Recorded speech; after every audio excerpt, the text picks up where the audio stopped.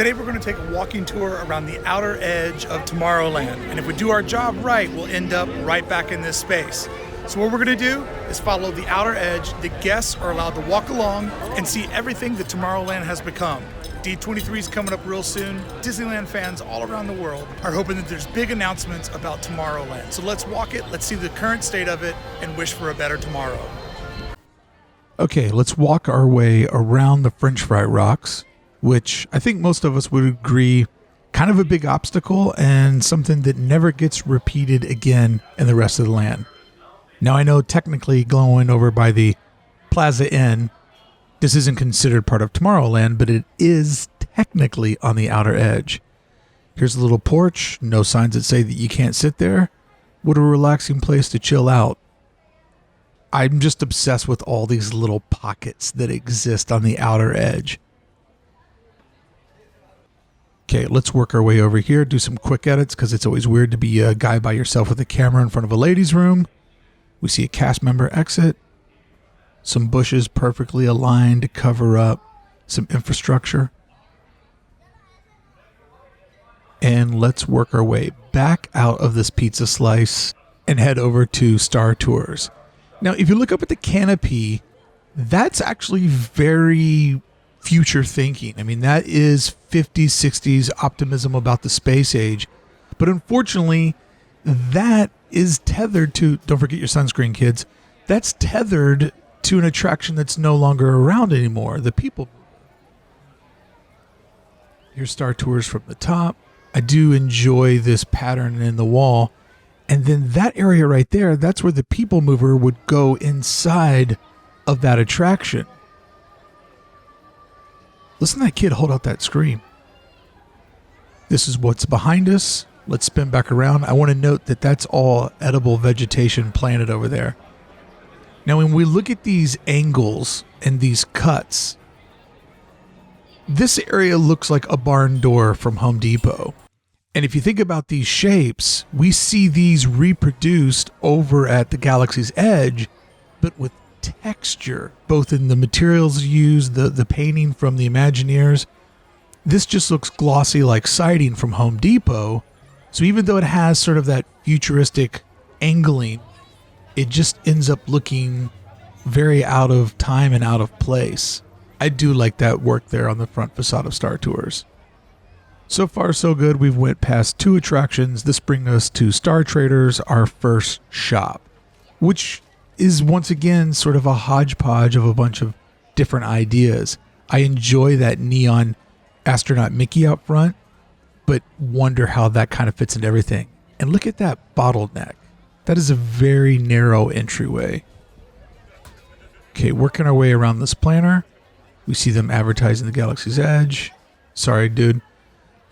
And we work our way around to another little dead spot. This time we are greeted by a automatic teller droid. And we see this window treatment is a lot like the treatments that we see in Galaxy's Edge, but done much better. Uh-oh. Someone's not a citizen of Disneyland. Couple of doors there. Now let's work our way into the Space Mountain exit. I have to say that if you're focusing over on the right, it looks a lot like a commercial building from the late 60s, early 70s. Now, this is a spot I haven't thought about in quite some time. I'm not a big Space Mountain guy. And this pocket with a restroom and a water fountain, it's so dimly lit. It has the hard tile floor, tight ceiling, and it's just a bucket full of noise. And for whatever reason, people enjoy gathering in this area. You see the attention to doors to make it feel like a spaceport, and I just would argue that this is now redundant with how well they've done it over in the Galaxy's Edge. This area here is so tight with 2 hallways coming together, people always standing in front of their photos. This hall looks great, though. Got to give props to that. As we walk back against the furthest wall, look how tight. Doesn't this to the right look just like a movie theater concession stand from the late 80s? This is the exitway from Path of the Jedi. And then we're going to work our way back out, looking at this right-hand side that feels a lot like a commercial space from the late 60s, early 70s. The only thing that makes it feel sci-fi to me are those vertical cut-ups being, those beams being at a hard angle. And then with all of the seating that they've nooked in there, it just bottlenecks this area because you've got traffic sometimes coming and going. Doesn't it already feel so much better being out? Those curtains are where you exit to the right when you watch the show inside of that theater. Okay, let's work our way around this planter here and head over to the now grossly outdated Path of the Jedi. I do love that the vegetation there is edible. I'm not sure what exactly we're looking at. And then that is the Skyway, the walkway that would take you over to Space Mountain. These little gardens I'm in love with. But the Path of the Jedi, this came out before Force Awakens. And I'm not sure if they've updated the show or not. I just don't spend my time in there. See another nice planter? Now we're going to walk our way into the entryway. And once again, when you look down this hallway, that looks like a mall from early 80s. There's the different doors that you would walk in. And then this lower area, so dim I need to adjust my aperture just to see. It's a pretty large footprint just for some stairs that nobody's really using. This feels like the set of Stranger Things. It does not feel like the future and or space. And I think the plant life here really kind of adds to that mall vibe. There are some very beautiful angles in the design of this building. It's just now been through so many different lives that it's kind of lost its direction. All right, let's walk around here. Check out some Rando Boxes. Hey, when's the last time that you ever saw vertical brickwork? Does that look like somebody's pointing? Look at that vertical brickwork. That's genius. I don't think I'd ever fully appreciated that. Okay, this shot right here is amazing. I mean, that is what they thought the future was going to look like. The bridge with people walking across it. That top piece is the track from the People Mover that's defunct. Let's mess with the camera here so we can get that 3 levels of Disney. That storytelling that they do where we can see the folks across the bridge. Transportation above us. Plant life right in front of us. That's the 3 levels that makes it feel infinite. This right here, beautiful.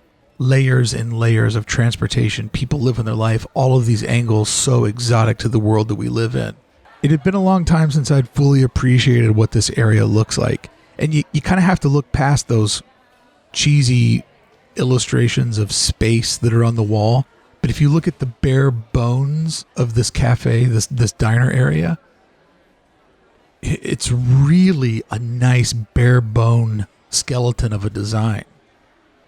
It just happens to be wrapped pretty grossly. Look at those angles. Once again, 3 different levels of activity, even though one of the things is completely dead, the People Mover. That wraparound there. I mean, this is actually, if you could just ignore how many different color schemes and how many different textures are going on, the skeleton of it is quite beautiful. But it just needs a force purpose. It needs one distinct message to either save it, but unfortunately, I don't know. I think maybe it needs to go away. But there you see the spin around of the complete edge that we walked. That layering there is fantastic. I mean, that is a work of art. I just can't decide if it can be saved or not. When we see what they do when they go down to natural earth and build from the ground up, it's so impressive. I would love to know if you think that it can be saved. Okay, no reason to go into the pizza port. Love that texture on the wall. Let's continue to work our way on the outer edge. This little seating area, once again, a spot that I haven't visited in quite some time. Big, massive double doors. Those could use some theming. Cast member portal. This stairwell is absolutely gorgeous. Serves no direct purpose to the guests. That building's largely not being used, but that stairwell combined with the dead people mover track in the sky, that is not the original rocket from 55. It's much smaller than the one that was there on opening day. But there's just so much that's happening that's not really happening because it's based around a dead attraction that's unfortunately threaded through the entire land. See that seating that's carved into all the planners? Merch booth that's not being used. And Star Wars Launch Bay, which now is so redundant. We've now walked past 3 attractions, 1 store, 1 eatery, and I don't even know if you can call this an attraction. Launch Bay is now kind of an exhibit, but you only get access to 1 floor. And there's sort of the whole cul-de-sac that we just cruised through. Dead thing there in the middle, serving no purpose. Okay, let's move on beyond Launch Bay, which is kind of, this is interesting. This is kind of the edge of sci-fi futurism, that optimism that they had. And now we're kind of beginning our transition, our gradient, if you will. You know, on the right is the edge of sort of tomorrow. Oh, I love a Disneyland mailbox so much. Now, as we work our way around this dead exit here, there are 4 different styles of railings in this one little area. That's so unlike Disney to not make their decision. And then the paint jobs are all over the show. The textures are so random. There's a little baby slice. Couldn't just put the stairs against the wall. I love that layering, but there's just so many different styles going on. It's hard to kind of figure out what it all is. This is our outer edge. Cast members portal. No problem. And a cast member. Thank you for your service, ma'am. Okay, let's work our way back around. There's people sitting under the stairs there. This little merch booth that kind of is on the divisional of, to the right is the future, to the left we begin our transition into today. This walkway to the train, I really enjoy the amount of vegetation. You're all of a sudden now you're just out of the chaos. And you have 2 different kind of vibes on each side of the pathway. I mean, this is really sort of the outer edge of future meets today. Let's take a walk up to the top here and look back at it all. Really great Disney layering. The train station, which doesn't look very futuristic by today's standards. And then the little Hobbit house. Let's work our way back on the other side. That Tomorrowland sign. Looking a little dated. This one's not rotating around like it should. And then there's the point at the top. I'm going to have to say halfway through our tour that Tomorrowland has a lot better architecture than I thought that it did, or that I remembered that it had. It definitely has the promise, the optimism of the 50s, 60s version of tomorrow. It just desperately needs an update. And I think that unfortunately it's gone so far that the only absolute update is to start over. But I'm so glad that we're documenting this together and seeing all of these design details, because it's way better than I remembered. Okay, let's work our way up to the other side here so that we can say we stayed on the outer edge. See the train stop from that direction. The Autotopia platform. Once again, that's the people mover track that's laying over the top of it. We're looking at 3 different levels of transportation. Unfortunately, one of them's dead. One of the things I love about doing these walking around the edge perimeter trips is that you just force yourself to catch every detail when your mission is to stay on that outer edge. A long, long time ago when I first moved to California, I believe on my 3rd trip as a local, I came to the park and walked the entire outer perimeter. It was one of the fast ways where I was able to figure out where all the neat little things are hidden by walking the perimeter. Let's head back around the far side. For this part of the journey, you're going to see a lot more foliage. You're going to see a lot more plants because we're starting to make that pivot. There's the newly repainted, well, in the last couple of years, Autotopia Peak. More benches cut into the sideway. This texture, I'm not sure why it's painted blue. And that's the entrance to Autotopia. That's the area that we just walked through. Crystals there in the planter and the Autotopia spire that really kind of is the predominant landmark in the sky of this footprint of the park. Tomorrowland Terrace, that actually goes down into the ground, and they used to bring Darth Vader and Stormtroopers up. It's just permanently up these days. More strollers. And let's work our way over to the monorail as we get to walk along the edge of Autotopia. I enjoy this. We have subs to the left, Autotopia to the right, monorail above us.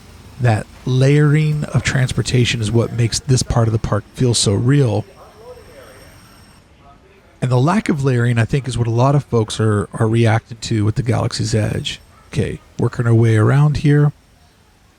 People Mover dead track going over the top of an active monorail track. Autotopia below us, subs behind us. If this was just all working, that different layering there is just so fantastic.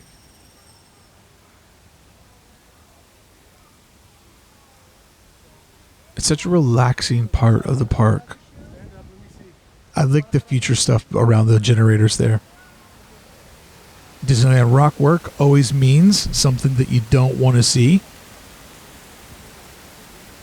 which makes the lagoon just really pop, having that rock ravine around the back. See how far away we kind of feel from the sci-fi being out here. We've completely switched our landscape, but still in Tomorrowland. The top track that you see is once again the People Mover that is no longer with us. That's the monorail track. And there's Matterhorn, the tallest point in all of Disneyland. Looking back on the land, that does look somewhat like a future. And the monorail's almost just kind of breaking that seam between the two parts, where yesterday meets tomorrow. This spot I'm in is one of the best spots in all of Tomorrowland. At the far end of the walkway, there's this little banister in front of the elevator, and you can hang out here and you get a complete view of everything. Not only is this platform one of the best places to look over Tomorrowland, but it's also a great place to see the fireworks. If you're calm, if you're polite, cast members might look the other way if you're standing up here. It's one of my favorite quiet spots, this little platform at the top of Finding Nemo's lagoon. Man, if I had a basement, I'd be a train guy. I love that they're keeping up the Mickey Mouse vinyl wrap that shows the different Mickeys over the years. You can keep that on the monorail for a long time as far as I'm concerned. The Nemo subs kind of go at an interesting pace. I believe that this is the most expensive per rider attraction in the park because it takes so long to load them, so long to unload them, and it has one of the lowest capacities of anything in the park. If this area gets redone, I would be fine without the submarines. It makes me feel completely claustrophobic and makes me afraid of the thought that I might not ever be able to get on a plane again because it scares me so much. That being said, I don't ever want to see the lagoon go away. This body of water is so crucial to this part of the park. Its relationship with the mountain is just magic. All right, let's work our way around the lagoon to complete our outer perimeter edge of Tomorrowland. So this is where it gets kind of interesting because to our right is going to be Tomorrowland, but to our left is going to be Fantasyland, and we'll come back and explore that little walkway in a bit.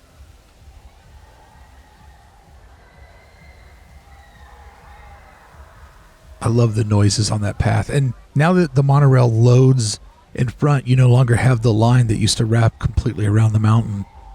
Little observation deck that they cut back a bit as part of Project Stardust to make the park easier to walk through.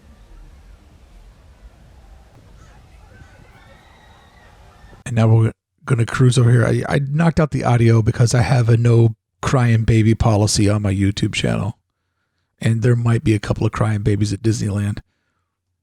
So now we're just on the edge where we can see the Autotopia cars cruise by. That's the People Mover track up above. The People Mover track, man, it is just woven into the entire land. It's a shame that they can't bring it back to life. I think if Autotopia were to get relieved of its duties, that you could put a very nice extension to Fantasyland in this area. I mean, hopefully they would keep whatever they would put here. They would keep the wooded feeling of it. There's the dead track above us. Okay, so now we're on the far edge. That is the monorail. To the other side is Autotopia. That's the most outer edge of Tomorrowland. Let's get out on that pier. The pier is Fantasmic Gardens, which is one of the best quiet spots. And you really get a good look at the outer perimeter. And what a nice transition over to Fantasyland, right? Like, it didn't feel abrupt. That's as far as we can see. Okay, let's hitch a ride on the monorail. Back to the outer edge, the other far outer edge of Tomorrowland. Right behind me is Buzz Blaster's outside queue. That's right to the right of your screen. And so now we're just going to work our way around, technically painted as part of Fantasyland, even though it is a Tomorrowland building. They got to touch at some point. And this trailway we're on, a great way to avoid parade traffic at night. But you can still see, even though it's painted green, it still has sort of that futurism of the angles, and then it all of a sudden it becomes the Tomorrowland area. So this is our second restaurant that we've spotted with those nice 60s canopies. The paint job there on the canopy is kind of cool. Pretty outdated, but kind of cool. And then this is what's become of where the Star Wars Jedi show used to happen. And now it's just to add another vibe to Tomorrowland, it's a get your ears on Mickey 90th birthday celebration dance party. Bless you. More edible plant life. What is that? Basil?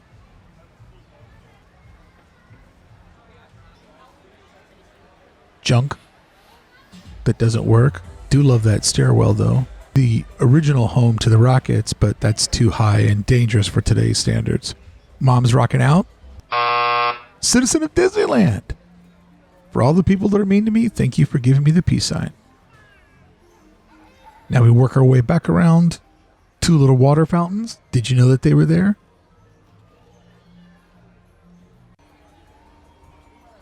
The texture on the wall then collided with the 80s Trapper Keeper style of artwork. Exit through the gift shop. Thank you, Michael Eisner. And I remember when it used to be exciting that these Fast Pass stations looked like a droid from Star Wars. You know, the recycling bucket droid. But now we have the real thing on the other side of the park. When you look at this area, it's so narrow and cluttered, largely with things that don't fit together. And now we find some more citizens of Disneyland. Hey, thanks for waving at me. All right, let's work our way around to Buzz Blasters once we get past the Star Tours Fast Pass distribution, which looks like it's no longer needed. There's Astro Blasters, sign, another planner, cast member doorway, textured walls, because that kind of comes and goes periodically. The outer queue of this always makes this area feel tight. Even though I enjoyed the Buzz Astro Blaster sign, it doesn't fit the vibe of anything else. All right, so we have everybody piled up over there. Back to the French fry rocks. Working our way around these. Did you know that there is a doorway inside those rocks there? Look at that. Little hidden gem. Let's work our way around here and see if we can get a look at that. Chain that no man could ever get around. 3 stairs. Right in that little secret door. As we work our way around these French fry rocks, it looks like by following the outer edge, science, we made it to where we started. And that's our walking tour. We ended up right where we started off by following the outer edge all around Tomorrowland. Let me know if there's another land that you'd like to do a perimeter tour with. Was there a detail that we found that you hadn't seen before? Let me know what your favorite detail was, and thank you so much for going on a trip around Tomorrowland.